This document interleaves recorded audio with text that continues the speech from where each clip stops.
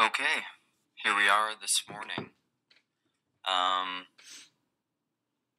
think this should be working. I don't. Man, I have a ton of stuff I've been thinking about this morning, and I've been sharing it with some other people, and so I may as well share it here.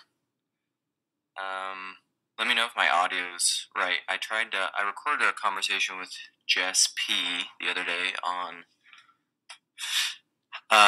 non-duality. Jonathan Peugeot had a conversation with this YouTube channel called Telos Bound, which is, I believe it's mainly this guy. Dang, what's his name now? Trey. And then some of his other friends are doing it now, and they had a conversation on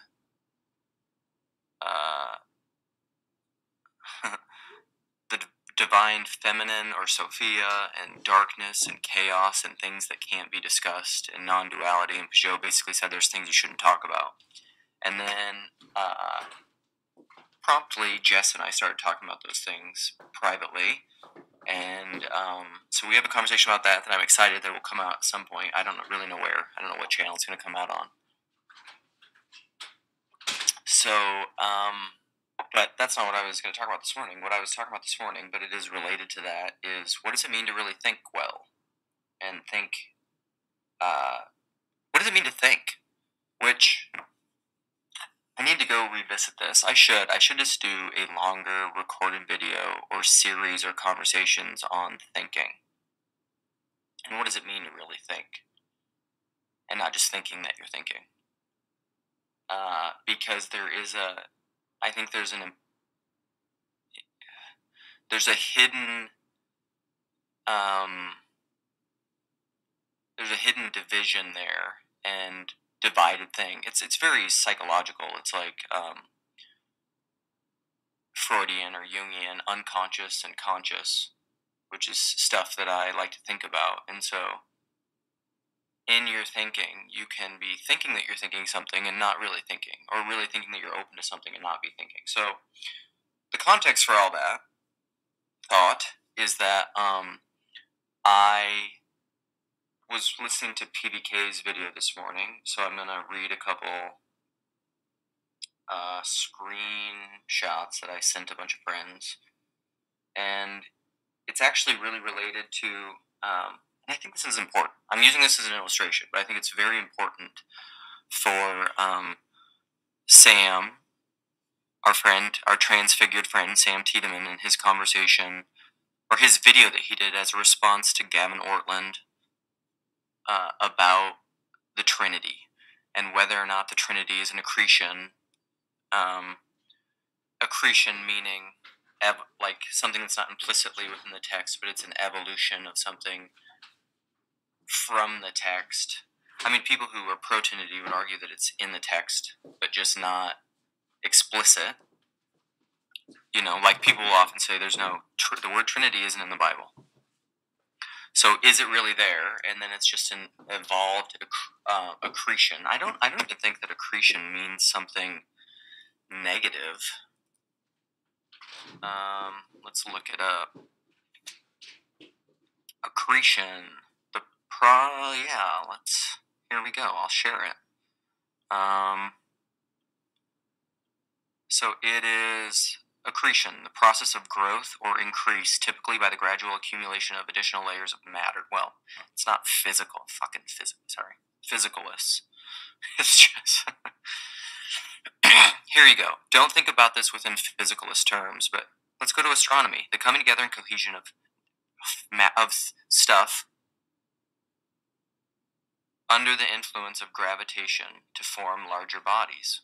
There you go. Let's go with that. Because guess what? People don't know what gravity is, but we tend to think about it in physicalist terms. But then again, I would reference... let's go here. I would reference this video, which is... Okay, what do we have? This is... Okay, Rupert, Sheldrake, gravity... Yeah, this one, the speed of gravity. Is that it? 7 months ago?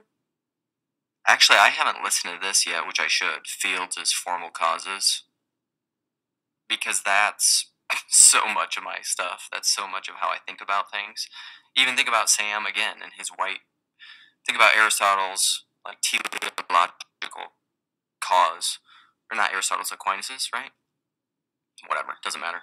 And then how does the form of something have the form that it has outside of a mechanistic evolutionary thing, which is actually related to PBK's video, which prompted this talk with my comment.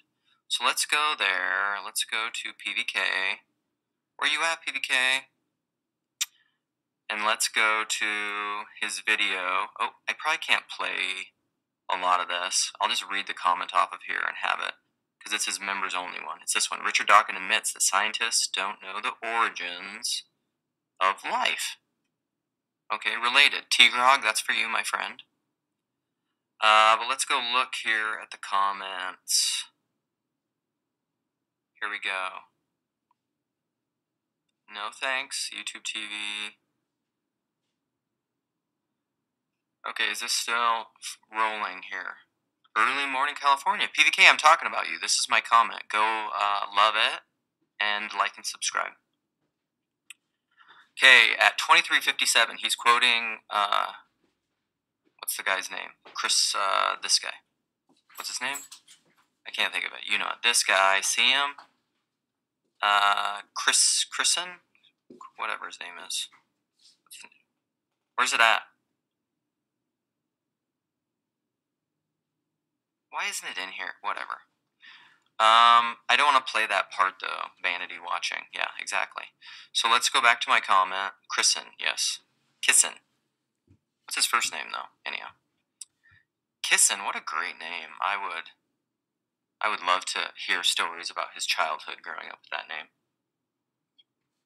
Okay, so he said to Richard Dawkins this, which Speak Life guy, whatever his name is, I forget right now, said is, this is a succinct point. So he said, what it may invalidate is the only thing to know in the universe is the scientific method.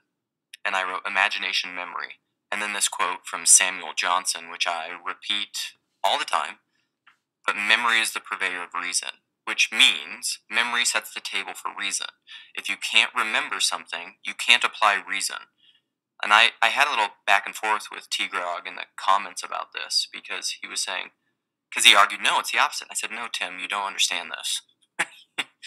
If you don't understand the relations between 2 + 2 = 4, you cannot do math. You cannot reason. You cannot apply deductive reasoning if you don't remember the relations. So I said, if you can't imagine another situation being true, you're not even thinking. You're being dictated to and repeating something outside of yourself, which is basically what Jordan Peterson talks about with ideological possession. When he said, or it's that Luke from New York comment that PBK had in a very old Randos video, which he said, I learned a long time ago to pay attention to what people said when they're not paying attention. Which is actually what psychoanalysts do, is you just get to talking when you're not paying attention, when you're not in your ego or your prefrontal cortex, when you're not just like, and Jordan Peterson also says, be very precise in your language. This is what he's talking about too, is only say what you really think. And how do you know what you really think? You have to pay attention to yourself. And so, when people aren't paying attention to what they're saying, they'll give you what they really think. They know what they really think, they just don't know that they know. They'll give you the Sunday school answers. And so then I quote this, F. Scott Fitzgerald, the test of a first-rate intelligence is the ability to hold two opposed ideas in the mind at the same time and still retain the ability to function. Until you can do that, I'm pretty confident you're not even thinking. This is why so many conversations are not truly conversations or dialogos. They are merely zero-sum competition games of winners and losers that are rooted in fear and insecurity. Deep calls to deep. Which is also related to that Tim Keller video that I often reference on how to disagree. If you just type into YouTube, Tim Keller, how to disagree, and I think it's a Gospel Coalition video with Matt Chandler and Michael Horton. It's excellent. And in that, to recap, he says, until you are able to say to someone their position, and their response is not only, is that my position, but it's better than I could even say it, you haven't understood them. And then maybe even then, you haven't understood them. Okay, I'm going to bring out one more quote, because I shared this with other people. It's this Viktor Frankl quote, which I just absolutely love. Michael Lady shared this with me, one of the founders of Grail Country here. Where is it? Okay. So he says, love is the only way to grasp another human being in the innermost core of his personality. Or you could say of his being. No one can become fully aware of the very essence of another human unless he loves him. By his love, he is enabled to see the essential traits and features in the beloved person. And even more, he sees that which is potential in him, which is not yet actualized, but yet ought to be actualized. Furthermore, by his love, the loving person enables the beloved person to actualize these potentialities. By making him aware of what he can be and of what he should be, he makes these potentialities come true. That's beautiful, and it's true. But I would argue it's not just potentialities, it's not just essential traits and features, it's his ideas. His ideas truly held. Until you can imagine someone else's ideas so much so that you can truly understand what it's like to be them, to hold their position in the same way that they hold it, which I know sounds ridiculous, incredulous, I don't know. I think that's true. And then one of my smart local friends, because I was interacting with them, and this is somebody who grew up Christian and just no longer identifies as being Christian, and lived a very deep Christian life, kind of radical type Christian life. He's also someone who likes Peter Rollins. He asked me in regard to this, which was a great question and a perfect question to relate to this. He asked me, let's go. So he said, it is interesting, and I hope this doesn't offend you, because a few times, if you can even, because, okay, I don't know what that means. Can I even imagine not being a Christian? It feels to me like this isn't something that you would be prepared to entertain, but my feelings are irrelevant because I'm not in your head or body. Seeing as you mentioned this idea, do you feel you've meaningfully imagined what it would be like for you to cease identifying as a Christian? And I said, no. And essentially, what I mean by that is that I don't know how to imagine that. Well, that's not maybe true. I maybe do know how, it's just that I haven't done it. And that is because what you see and hear depends a lot upon where you're standing. It also depends upon the kind of person you are. And because all true knowledge is received, I was going to say had, but that's not true because of being and having, that really great Gregory Nyssa quote. All true knowledge is received via initiation. And I don't think that it can be had. That's one of my big distinctions between definitional understanding, or what Paul would call emissarian understanding, left-brained understanding, is that you think you can understand things through definition and language per se, but you can't, because the relation is deeper than the relata. So,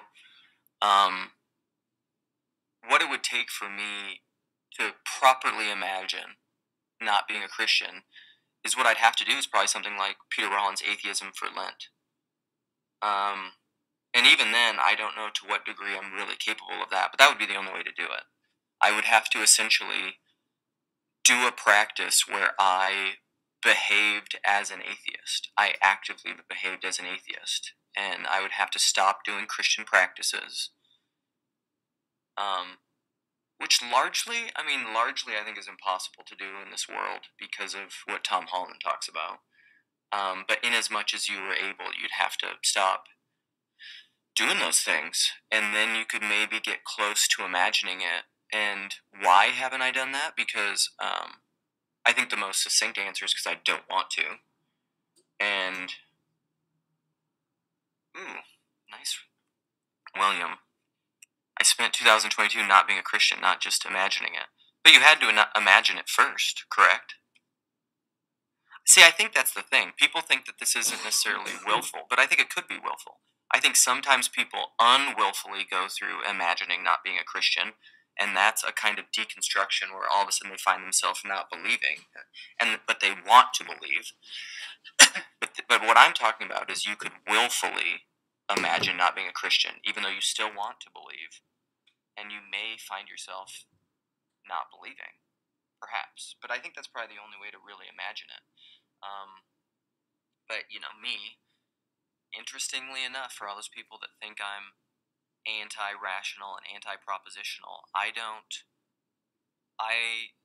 very often for as woo as I am, I like to stay in the realm of the intellectual, and for me it's something like relational ontology. I just cannot see a way around relational ontology. It makes zero sense to me rationally. So that's a lot of stuff that I was talking about, and man, there's a lot of I don't know how much time I have this morning. Probably not a lot, because I have to do some things with my kids after a little while. And so I want to open this up a little earlier and go read through comments, because I'm just going to leave it at that, because I could keep riffing, because I am a riffin' griffin. Do you know what a griffin is? Alright, here we go. There's the StreamYard link, and I'm going to go and look at some comments. Dolly, good to see you. Lynn, Peter, Ron, Anthony, Cassandra, hello, hello, hello. PVK is here, as I've already mentioned, or he was. Neil, my friend. Rationalizing isn't thinking. I agree. Yeah, I very agree. Parson says, even Dawkins now says that there's an immortal, which is the genes. He has found his maps of meaning. But that's just...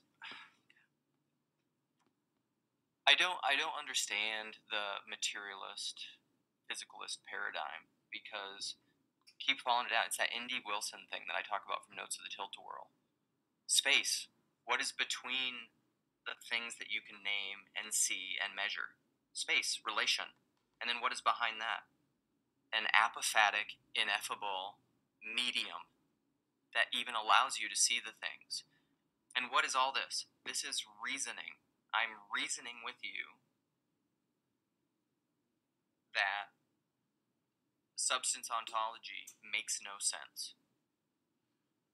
But, like I also said to some friends, you can't reason with a rationalist that rationalism is irrational. So, alright. Pseudo-history. We evolved from trees, snakes, and birds. Live in trees, monkeys swinging from them. Okay, cool.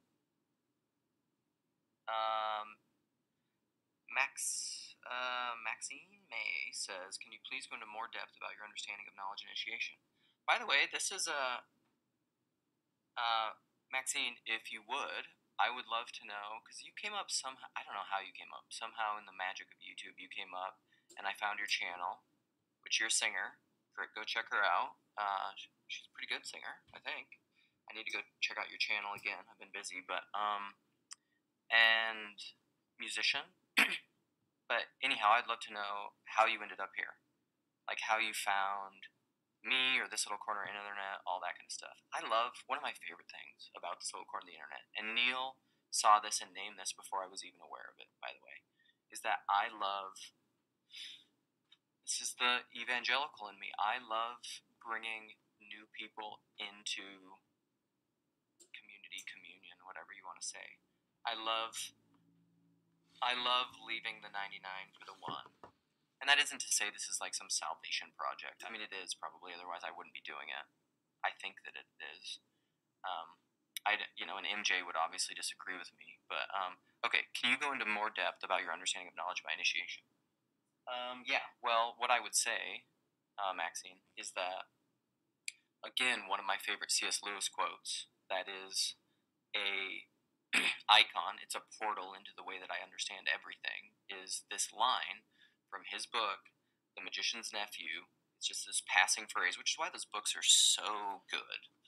Like Sam Tiedemann and my friend Tripp and I have been going back and forth about a perennial conversation in this little corner, which is Tolkien versus Lewis.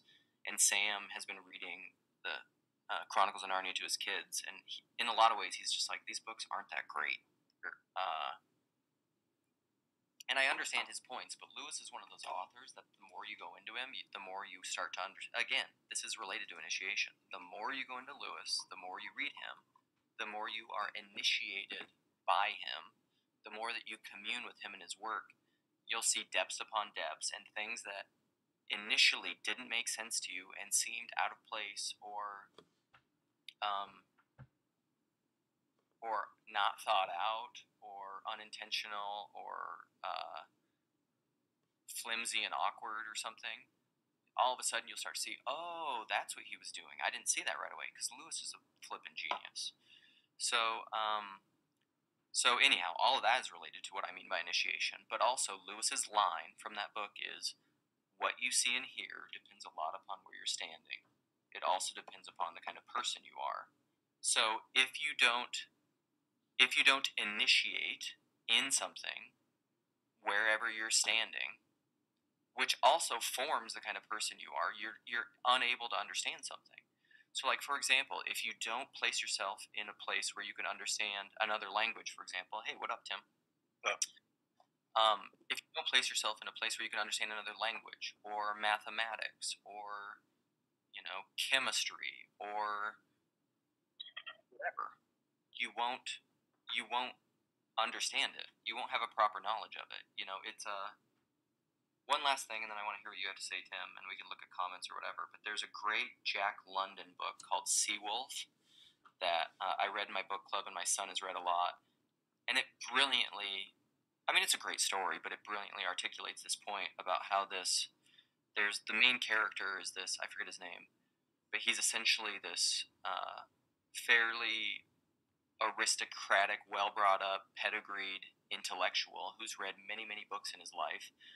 And he's going on a voyage from Europe to the U.S., I think, and the crashes, and he's out to sea, and then he's rescued by this other ship who's captained by this guy whose nickname is the Seawolf, and this guy's kind of a monster,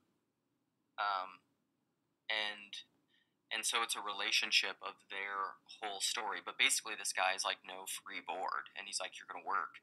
And so he puts this kid to work, and basically this person realizes that all the things that they thought they knew from books, they didn't know, and he had to learn through initiation, through being in the world, what true knowledge really was.